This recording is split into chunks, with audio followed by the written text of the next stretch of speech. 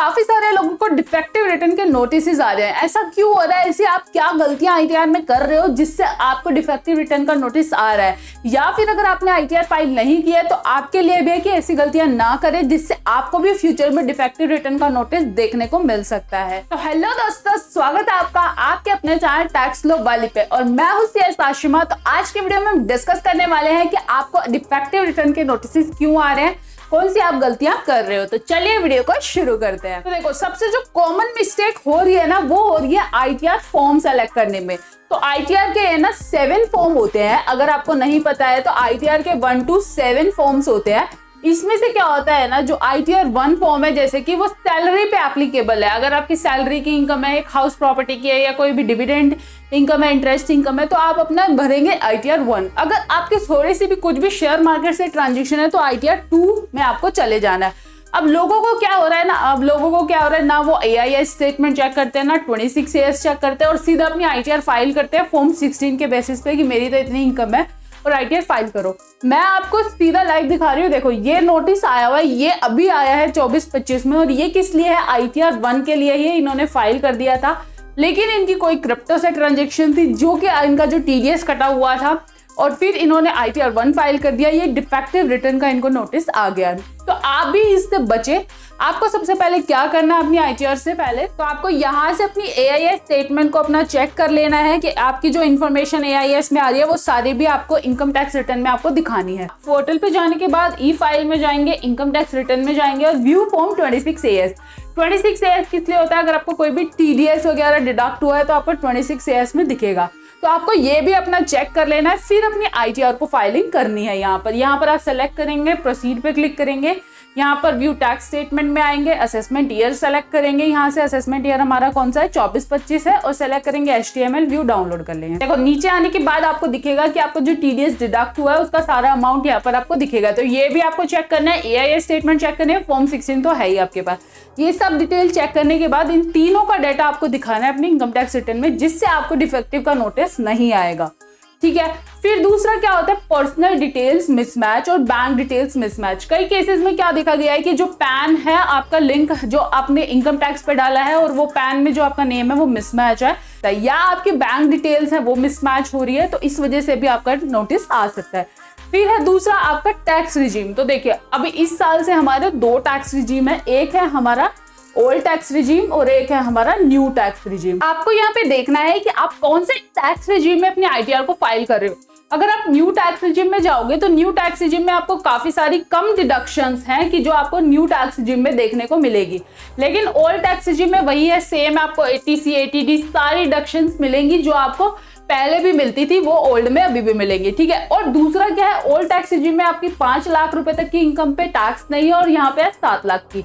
फिर है आपकी ड्यू डेट ऑफ आईटीआर। अब आईटीआर की ड्यू डेट क्यों इंपॉर्टेंट है ये देखिए। तो देखो, इस साल ना रिजीम चेंज होने की वजह से ना ड्यू डेट में भी चेंज आया है। ड्यू डेट में क्या चेंज आया है? अगर आप अपनी ओल्ड टैक्स रिजीम में अपनी आईटीआर को फाइल करना चाहते हो तो आपको ना अपनी आईटीआर 31 जुलाई से पहले ही फाइल करनी पड़ेगी। ठीक है। अगर आप न्यू टैक्स रिजीम में चाहते हो तो आप 31 जुलाई के बाद भी अपनी पेनल्टी देके फाइल कर सकते हो। तो ये भी आपको ध्यान रखना है कि अगर आपको 31 जुलाई से पहले अपना ओल्ड टैक्स रिजीम में फाइल करना है तो अपना 31 जुलाई से पहले अपनी आईटीआर को फाइल कर देना।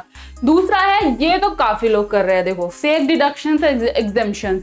क्या कर रहे हैं? एचआरए मिलता नहीं है, दिखा दे रहे हैं, या कोई और एग्जेम्पशंस और डिडक्शंस है जो आप ऐसी दिखा रहे हैं जो आपको नहीं मिलती है। तो आप इसको ना करें, बिल्कुल आपको डिडक्शन। इस बार ना बहुत सारे नोटिस आ रहे हैं डिफेक्टिव रिटर्न के, आपको भी आ सकता है, तो इसलिए बच के रहें। ठीक है। दूसरा है, फिर आपको चलते हैं मिसमैच इन इनकम।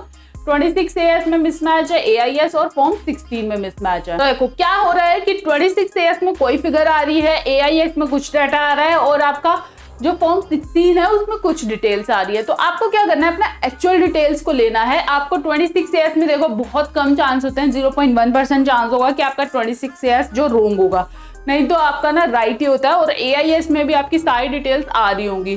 तो आपको ना ये जरूर चेक कर लेना, ऐसे मत फाइल कर देना कि अपनी आईटीआर फाइल कर दी। ठीक है। यहाँ पे क्या है कि कि ITR टर्नओवर, GST टर्नओवर। अगर आप कोई भी अपनी बिजनेस की इनकम दिखा रहे हो, आप अपनी ITR 3 या 4 फाइल कर रहे हो, बिजनेस की आपकी ट्रांजेक्शन की ITR है। अब आप क्या कर रहे हो बिजनेस में ना, क्या कर रहे हो आप अपनी दिखा रहे हो कि मेरी 50 लाख रुपए की टर्नओवर है और उसमें मैं 6% 8% के हिसाब से मैं टैक्स अपना दे देता हूँ। लेकिन उसमें क्या हो रहा है, आपकी 50 लाख की टर्नओवर तो है, कई लोगों ने क्या किया, GST नहीं लिया हुआ, ये तो फिर गलत हो गया ना। आपको अगर 50 लाख की टर्नओवर है तो GST लेना कंपलसरी है। GST की टर्नओवर कुछ आ रही है, इनकम टैक्स की कुछ आ रही है, तो भी आपको डिफेक्टिव रिटर्न का नोटिस आ सकता है। फिर आपको नॉन रिपोर्टिंग ऑफ इनकम। अब कई लोग क्या कर रहे हैं, ये सेम कह सकते हो आप कि आपने ITR फॉर्म गलत फाइल कर दिया और आपको पता ही नहीं था शेयर मार्केट की ट्रांजेक्शन है और वो रिपोर्ट ही नहीं की, ठीक है। दूसरा क्या है कि आप क्या हो, जानबूझ के कोई इंटरेस्ट नहीं दिखा रहे, क्या पता चल रहा है, कुछ पता नहीं चलेगा, इस वजह से भी आपको डिफेक्टिव रिटर्न का नोटिस आ सकता है, ठीक है। फिर उसके बाद है आपका जो है forgot to file correct ITR forms. तो देखो जैसे मैंने बोला, आपके जो टैक्स रिजीम है वो 2 टैक्स रिजीम है, इस बार ओल्ड टैक्स रिजीम है और एक है न्यू टैक्स रिजीम। तो आपको अगर ओल्ड टैक्स रिजीम में अपनी ITR 3 और 4 को फाइल करना है ना, ITR 3 हम फाइल करते हैं या 4 को फाइल करते हैं, तो हमें एक फॉर्म फाइल करना पड़ता है। कौन सा फॉर्म है वो, फॉर्म 10IEA। अगर आपने वो फाइल नहीं किया तो आपको अपना डिफेक्टिव रिटर्न का नोटिस आ जाएगा। वैसे तो वो ITR ही नहीं फाइल करने देगा, अगर आपने नहीं किया फिर भी तो आपको ये फाइल करना है। दूसरा, अगर आपको कोई डिडक्शन क्लेम करनी है ITG के अंदर तो भी उसके लिए 1BA फॉर्म आया है, वो भी फाइल करना है। अगर आप नहीं करते तो ये आपको डिफेक्टिव रिटर्न का नोटिस आएगा और ये गलती है आपकी ITR फाइलिंग में, ठीक है। दूसरा है मोर टैक्स रिफंड। तो देखो ये तो सबको ही चाहिए कि भाई 2 लाख का TDS रिफंड कटा है, 2 लाख का 2 लाख रिफंड कर दो। ऐसा पॉसिबल नहीं होता है। आपको जो डिडक्शन है, एग्जम्पशन है, वो सही दिखानी है। टैक्स रिफंड के पीछे मत भागो। आपकी अगर डिफेक्टिव होगी ना रिटर्न, तो आपकी अगर कोई डिमांड भी आ गई ना, बाद में भी आ सकती है डिमांड। अगर डिमांड आ गई तो आपको पेनल्टी के साथ, अपना इंटरेस्ट के साथ अपनी जो टैक्स है वो पे करना पड़ेगा। तो इसलिए सेफर साइड रह के ही काम करो, ठीक है। तो ये सारे थे आपकी जो गलतियां थी, आपकी हो सकती हैं इनकम टैक्स रिटर्न को फाइल करते हुए। आप अपने इनकम टैक्स रिटर्न को संभल के फाइल करो, कोई भी उसमें फेक डिडक्शंस और एग्जम्पशंस मत दिखाओ। दूसरा, अगर आप कोई भी ITR से रिलेटेड कंसल्टेंसी या सर्विसेज हमसे लेना चाहते हैं तो आप नीचे दिए गए नंबर पे हमें कॉन्टैक्ट कर सकते हैं। और व्हाट्सएप ग्रुप और टेलीग्राम ग्रुप का लिंक डिस्क्रिप्शन में डाल दिया, फटाफट से जाके ज्वाइन कर लो। और मिलते हैं अगली वीडियो में। Bye bye, take care.